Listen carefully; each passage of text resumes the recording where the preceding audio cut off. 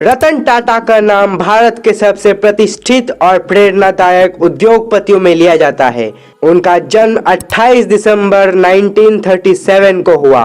रतन टाटा टाटा समूह के पूर्व अध्यक्ष और एक दूरदर्शी नेता न केवल अपने व्यावसायिक कौशल के लिए बल्कि अपनी सादगी और परोपकारी दृष्टिकोण के लिए भी जाने जाते हैं। उन्होंने टाटा समूह को वैश्विक स्तर पर पहचान दिलाने के लिए अहम भूमिका निभाई। टाटा मोटर्स की शुरुआत 1945 में Tata engineering and locomotive company, जिसको हम टेल्को के नाम से भी जानते हैं, उसी के नाम से शुरू हुई। शुरू में कंपनी रेलवे इंजनों और अन्य भारी उपकरणों का निर्माण करती थी। 1954 में कंपनी ने जर्मन कंपनी डेमलर बेंज के साथ साझेदारी की और भारत में पहली बार कमर्शियल व्हीकल बनाए। यह साझेदारी टाटा मोटर्स के लिए एक मील का पत्थर साबित हुआ। 1980 के दशक में कंपनी ने यात्रा वाहनों मतलब पैसेंजर कार्स के क्षेत्र में कदम रखा। 1991 में रतन टाटा के नेतृत्व में मतलब उन्हीं के देखभाली के अंदर कंपनी ने अपनी पहली passenger car Tata Sierra launch की।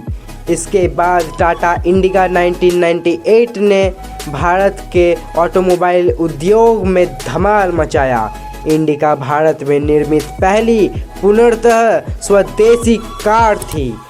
2008 में रतन टाटा ने भारत के मध्य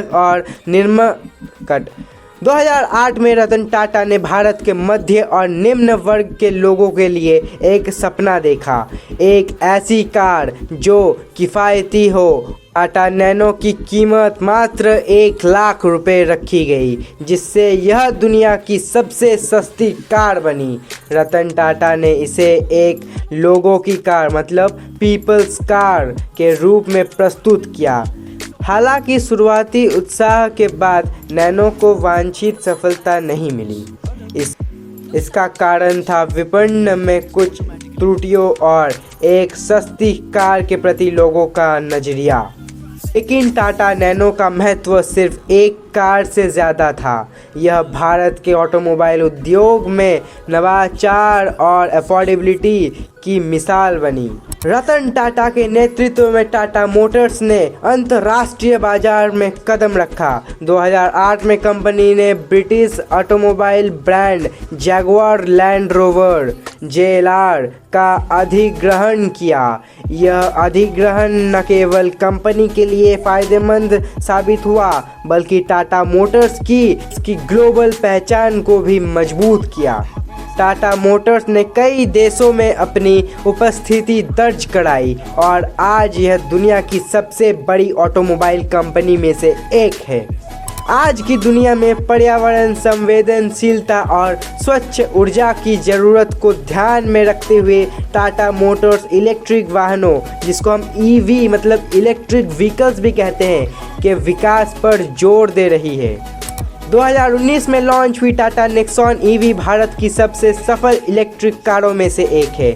इसकी किफ़ायती कीमत और दमदार बैटरी परफॉर्मेंस ने इसे आम जनता के बीच लोकप्रिय बनाया।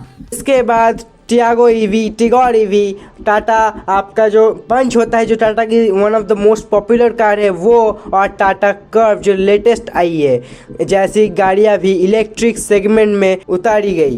टाटा मोटर्स ने हाल के वर्षों में टाटा हैरियर, टाटा सफारी और टाटा पंच जैसी गाड़ियां लॉन्च की, जो दमदार डिज़ाइन और बेहतरीन फीचर्स के कारण मार्केट में काफ़ी सफल रही। इन मॉडलों ने भारतीय उपभोक्ताओं की पसंद को ध्यान में रखते हुए टाटा मोटर्स की स्थिति को और मजबूत किया है। रतन टाटा ने हमेशा व्यवसाय को एक सामाजिक जिम्मेदारी के रूप में देखा।